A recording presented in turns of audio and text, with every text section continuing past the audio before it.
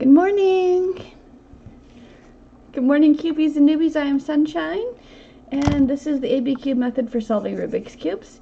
Formula A, 4 moves, brings a piece to the top. Formula B, 8 moves, moves 3 pieces around. That's all you need to do. Works on every complexity Rubik's Cube. You can learn it inside of 2 hours. And I generally teach people who think that they can't learn. Because that's the funnest to see, watch their face change when they realize they can do it. So, good morning, who's here?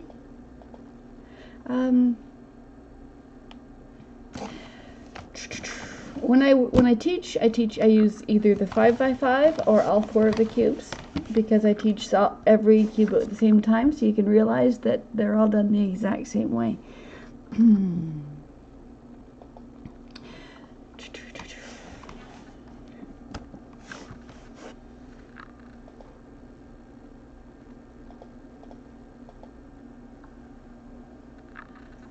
Only got a short time today because I'm waiting to be picked up to go to a doctor's appointment.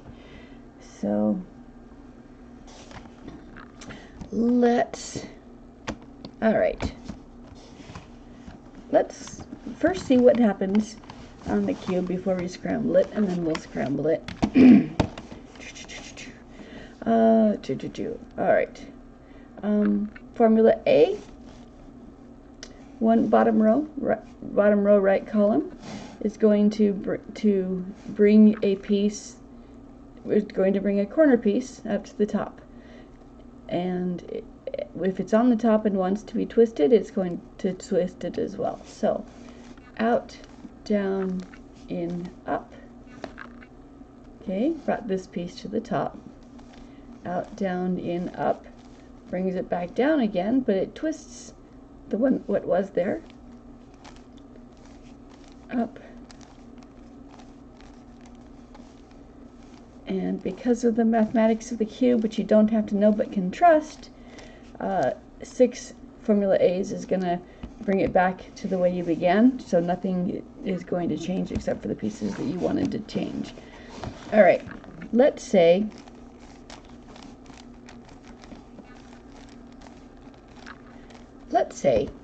that I have a piece that's on the front that I want to move to the top. There are 3 main ways I can do that. I can just muscle it into place if I don't care what everything else is. If I'm just starting off, I can just muscle it into place. But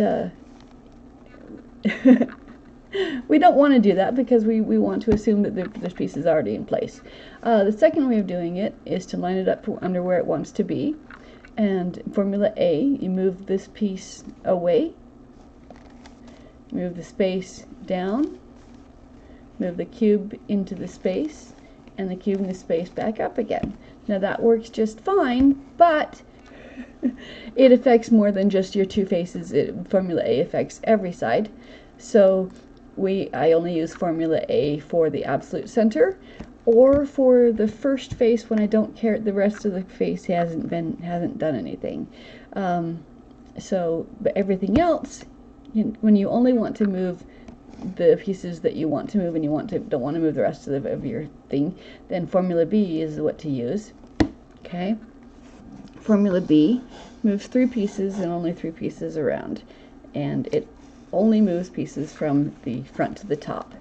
So if I wanted to move this piece up here where this piece is, formula B, the first thing to do is to line it up so that this is going to land there, and a piece that you want to come down will come down. Now it's not going to come down here, it's going to come down over here. It's going to move 3 pieces, not 2, but it's going to look like 2 pieces because 2 of them are the same color. So line it up, and then we're following this piece with our eyes. We go up, it's first up, slide the top so it's in a different column. Okay, now you can't go this way because that's the same column, so you have to go this way. So this is the second column, is this one, second up. And you'll notice that every other move is horizontal, every other horizontal is reverse of the one before it. So line it back up again and come down, top, and down, and set the top again. And so this piece went here, this piece went here, and this piece went over here. Okay, so we can move 3 pieces around. We have this white piece,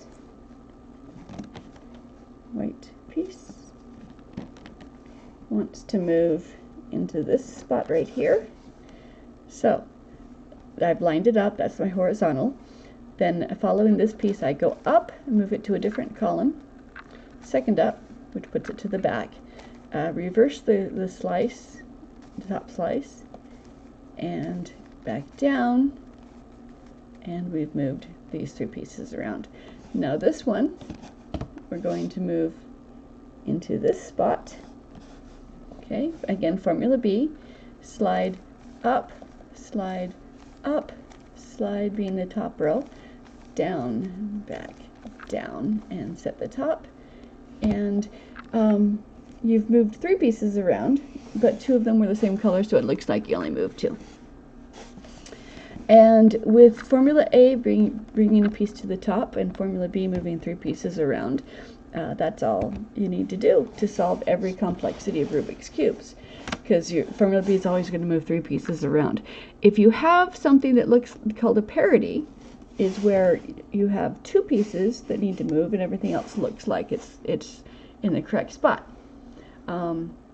If you have 2 pieces and you cannot see the 3rd piece, there's always 3 pieces. So the piece that you cannot see is the piece that you cannot see. So if you have 2 edges, the layer that touches those edges is a quarter turn off. So you make a quarter turn on that, and then solve the edges in that permutation, and the parity has disappeared. Poof, it's all gone. There are parity algorithms which will help you do that without help you reposition the pieces that you don't want to move, but it's easier and quicker to just make 1 quarter turn. Formula AB, the AB cube method, does not have an order of operations, but I typically do the corners first, and then the corners dictate what color the face should be. So I move the edges edges second, and I do the centers last, so that the edges are lined up to help keep me track of what edges there are. And I do that partially because I'm treating every cube the same way, and they all have corners, so we start there. And partially because that parity will displace the quarter turn swap to undo the parity will displace your centers if you have them placed already, because when you have multiple centers, they can be placed visually correct in any one of 4 places, so it's more easy, so you can get it visually correct but not correct because the center can be turned. So because of the mechanics of the cube, I do corners first and then edges. So if I see a parity, I just correct it as I'm going along and don't have to do it at the end. So AB method also works on every Minx's. The difference between the cube and the Minx, as it relates to the AB cube method, is that the cubes, no order of operations. You can go layer by layer. You can go however you want to do it, but you can get a parity. That parity is resolved by a quarter turn. And the Minx's, you cannot get a parity because you can't be a quarter turn off. If you're a quarter turn off one way, you're an even number of turns off the other way. So you cannot get a parity. But there is an order of operations when the 2 columns in Formula B include the middle row. You have unintended consequences, and it moves more than just the pieces that have the star pieces. It moves extra pieces along as well. So if you do the star parts first and then the extra pieces don't have to be placed twice. So that's that's the ABQ method in a nutshell.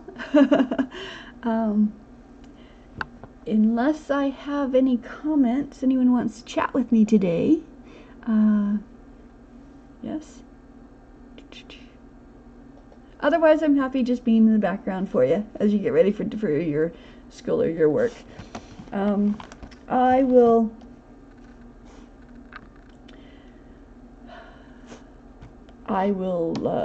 do some scrambles tomorrow. I gotta go get ready for my doctor's appointment. So go have a good day, be nice to yourself, and I'll be back here tomorrow. Bye, you guys.